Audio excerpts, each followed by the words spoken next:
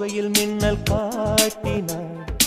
ஆயிரம் ஆசைகள் என்னில் ஊட்டினாள், ஏனோ ஏனோ நெஞ்சை பூட்டினாள், இரவும் பகலும் என்னை